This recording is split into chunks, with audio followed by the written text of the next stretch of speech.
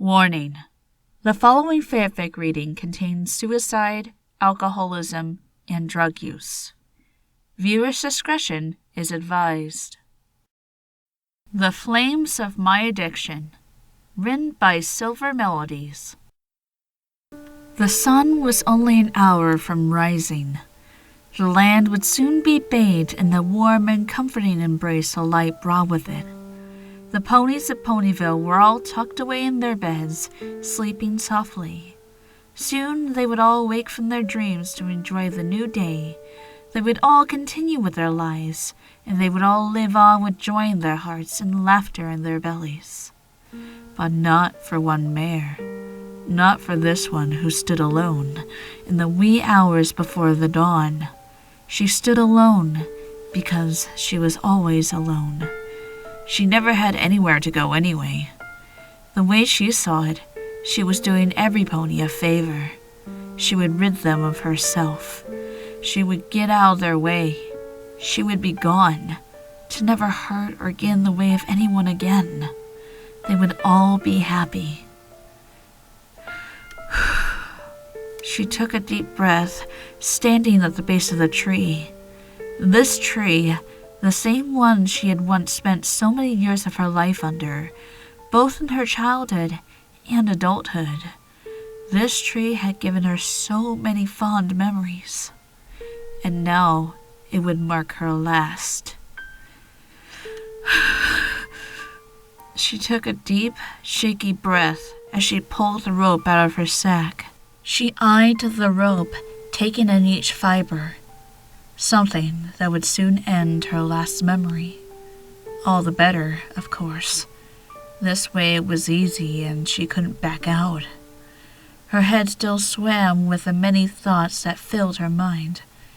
Pain, loneliness, rejection, fear, and above all, failure. A single tear streaked her cheeks as she silently tied the rope into a noose. The tear curved slowly down her cheek, leaving its trail of sorrow before dropping down and landing on the rope. She threw the rope over the tree's lowest branch, which was still pretty high up, and watched as it flew over the wooden appendage, landing next to the mare. She tied the open end of the rope to a root and tested it to make sure it was sturdy. She remembered when her brother had taught her how to do that.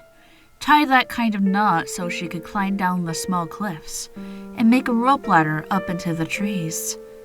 Her big brother, one she would have never, ever thought of losing.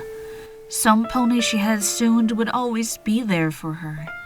Some pony who would never abandon her. She dragged a nearby log and laid it down underneath the hanging noose. She stared at the log. Funny how something so lowly like a log would be aiding in her death tonight. Maybe it was like a metaphor or something. Like, even the lowest can take down the highest. Bucket, she was going to die. No need to waste her time in pondering useless thoughts. Though it was true, she had been the most dependable pony around. If any pony needed anything from her, she would be there to help them, no matter what, and she never let any pony down. Then she did. She remembered it like it was yesterday, though in reality it had been about 2 or 3 weeks ago. She had lost track of time. She had been working the farm, like always. Things started to get stressful. The farm was running out of money somehow. She didn't know why, but they didn't even have enough bits to make it through winter. Her friend, Rainbow Dash, had introduced her to a new way to deal with stress. Drinking. It started off as 1 per week, then 1 per day. Then soon she was hooked and frequently visited Barry Punch's establishment. She was a drunkard. She had gotten addicted to the sweet taste of the beer, whiskey, vodka, you name it. All these drinks here were way stronger than her apple cider. She couldn't get enough. Soon enough, she had started smoking. Her family had gotten worried for her, but she shrugged them off. She was a big girl. She could make her own decisions. She didn't need somebody else telling her what was good and bad. Rainbow Dash intervened, realizing what she had done. She had gotten AJ hooked. She would get her off.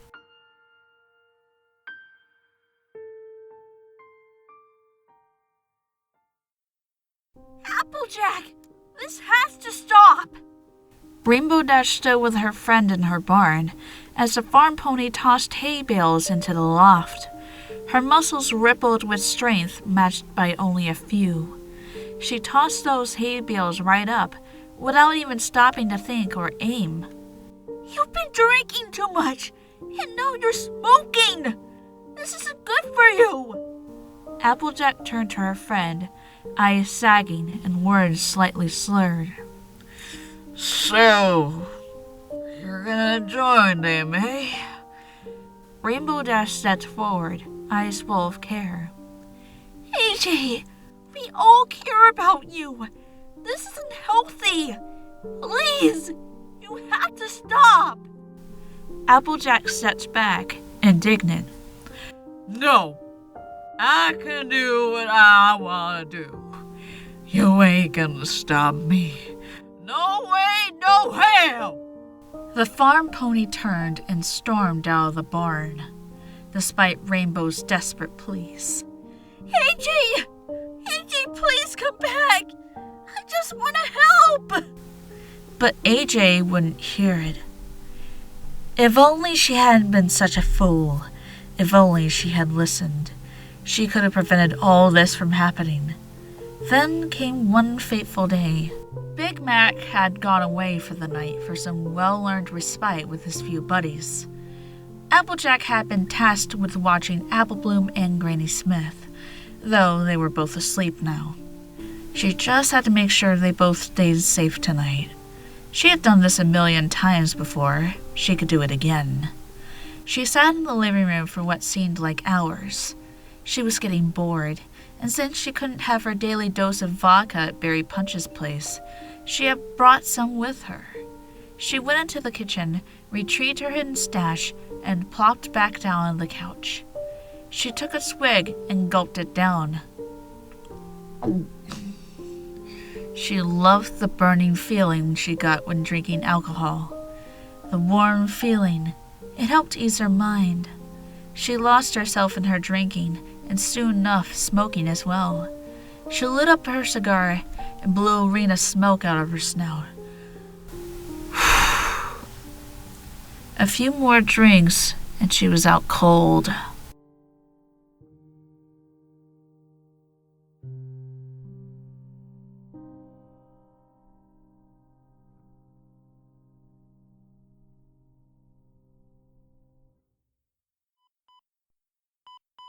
Applejack awoke with a burning sensation across most of her body. Her eyes opened to reveal she was in a hospital. She looked around. Her body was hooked up to an IV, and her throat was filled with a feeding tube. She resisted the urge to choke and spotted a nurse. It was Nurse Redheart. The nurse pony, noticing her patient was awake, removed the tube from Applejack's throat and looked at her with caring eyes. Applejack coughed a little, feeling like some sort of bile was in her throat. How do you feel?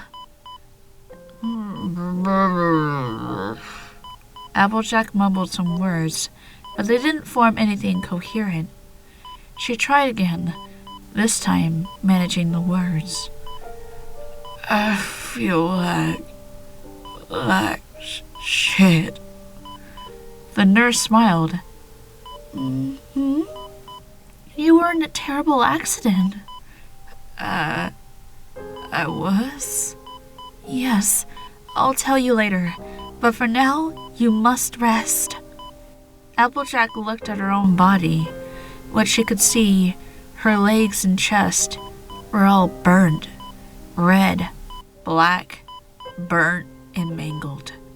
What had happened to her? Nurse? The nurse turned around, having been ready to leave for now. Yes? What happened? Redheart's eyes darkened, and a certain cloud passed over her, like she was sad about something. Now, I'll tell you when you're feeling better. What happened? The nurse didn't move. Tell me!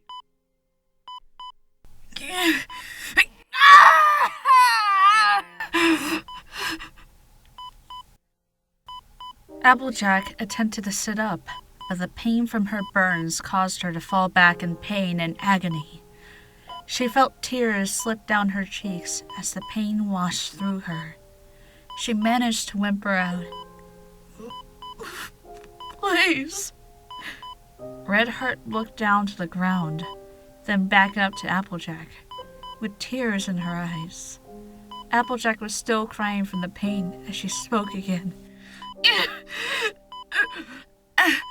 I need to know. Okay. Redheart sat down on a stool. You were in a fire accident. A fire? Redheart nodded. Yes, your brother Big Mac got home a few nights ago and... A few nights? How long have I been out? 3. Applejack shook her head. Nurse Redheart continued. Your brother came home to find the whole place had gone up in flames. Your barn, your home, all gone. What? He dashed inside to make sure you were all okay. He found you, lying in the kitchen, partially on fire. He put you out, then carried you outside. By this time, the Ponyville Fire Department had arrived, but he ran back inside to find your sister and Granny. The nurse paused, leaving Applejack hanging. Well, what happened? He found them dead. Applejack felt like her lungs had exploded. She tried to breathe, but couldn't find any air. Her head swam, and her vision blurred.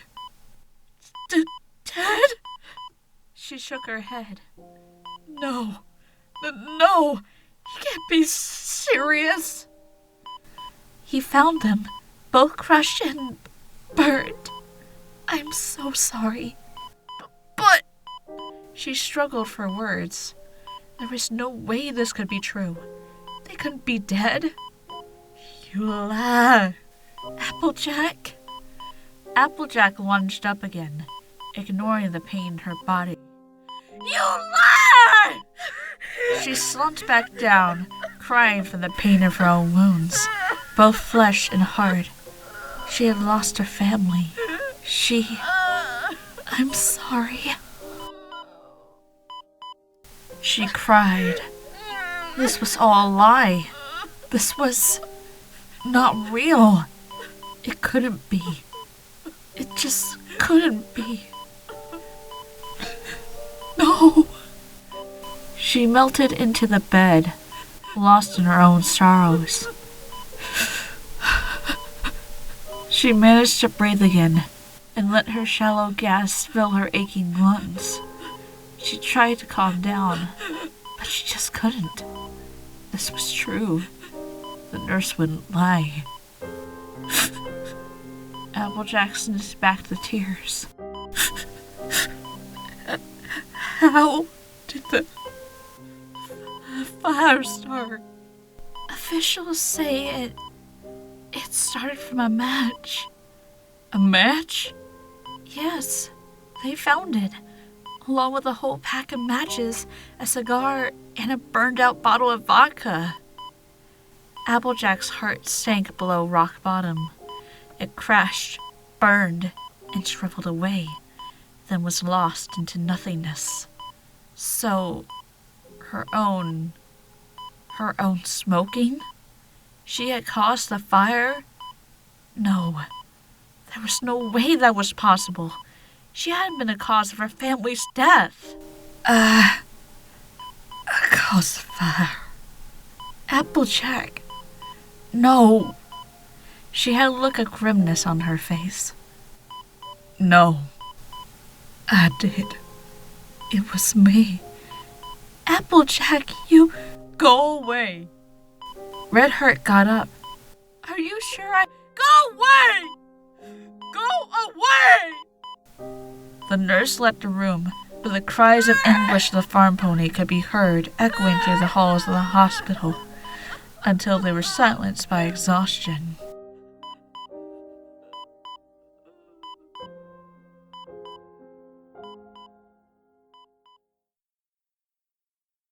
The next week had been spent in recovery. She didn't speak. She didn't move. She didn't do anything. She was alone, save the nurse who took care of her. Her friends didn't even visit her. She had never felt more alone. Then the day came when her brother visited her. She remembered the day very well. She would never forget it, ever. She shed another tear as she climbed up onto the log. The wind picked up her mane and played with it, casting into her, yes, her mouth, or even just the open air. It felt good. Even after a long recovery, the cool air on her charred skin felt good. She closed her eyes and took a deep, strained breath.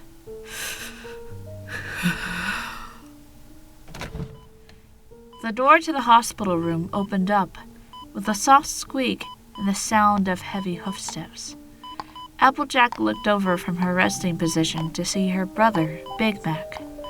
He had a look of sorrow and despair on his face. She'd never seen him this sad before, like his very heart and soul had been torn away from him. He looked at her with anger, sadness, hate. She couldn't tell. He had always been hard to read, but now it was as if he was deliberately stopping her from reading him. He didn't sit. He didn't even come close to her. He stood away from her, as if he didn't even want to be here in the first place. An awkward silence hung in the air, neither pony speaking. Applejack decided to try and break the tension. Meg, I'm so sorry. He held up a hoof. Nope. I don't want to hear it. Her heart began to break. What do you mean? Mac took a deep breath before going on. I said, I don't want to hear it. This is all your fault. His eyes brimmed with tears, and Applejack's followed suit. You and your drinking and smoking. I know how the fire started. If you hadn't been smoking or hadn't been drinking, my sister would still be alive. So would Granny. He took a breath, his voice getting shaky and tears beginning to streak his face. Applejack tried to find words, something to say, to make him see this wasn't really her fault. But it was, and she had nothing to say. She could only sit in silence and accept her guilt. The way he had said it, his sister, like Applejack wasn't part of the family. You caused this. It's all your fault. He turned away from her. I told you to stop, but you didn't listen. He walked out the door. I don't ever want to see you again. He let the door close softly, shutting Applejack in the room with her shattered heart. Her heart fell apart. She had lost him. She had lost her big brother. She was now alone, for real. Her own brother turned on her. Her friends would follow suit, and they should. She deserved it. Big Mac was right. She should have listened to him. She should have stopped, but she didn't. Now her family was gone. Meg! She cried out, but no pony answered. Meg! Her only reply was silence.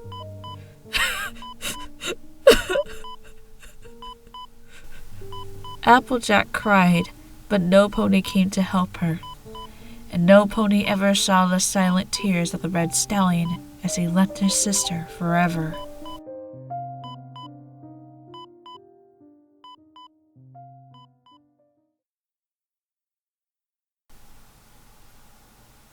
Applejack slipped the noose around her neck. She took a deep breath of the crisp morning air. She looked up at the tree above her, her very first tree she ever planted, back when she was a filly. She looked towards her barn, towards her home. It still lay in a pile of rubble, a charred, burned-out shell, where all of her memories and love had died.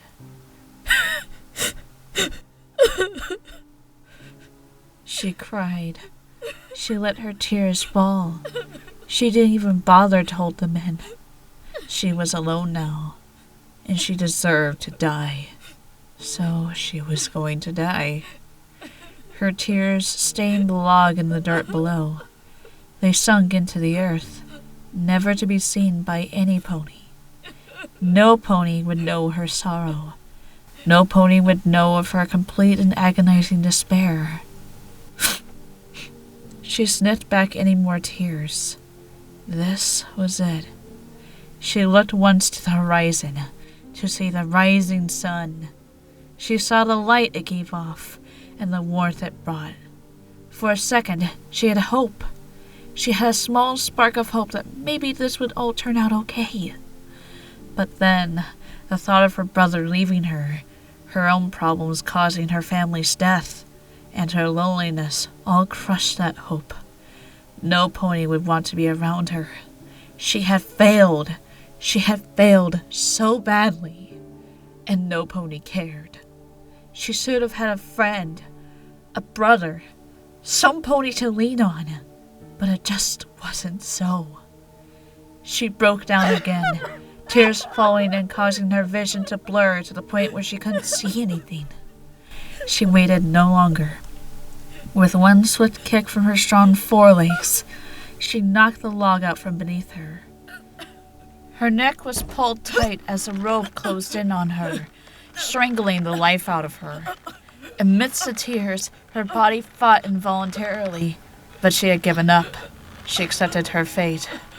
Her body spasmed and twitched. She was a terrible pony, and she would die. Plain and simple. Her breath was almost out, and she managed to choke out one small, strangled cry. A cry to her lost loved ones and to her brother. She knew no pony would care, but she cried out anyway. She had to. It was on her heart. She could never say it in person. So she said it here, at the threshold of death's door, alone.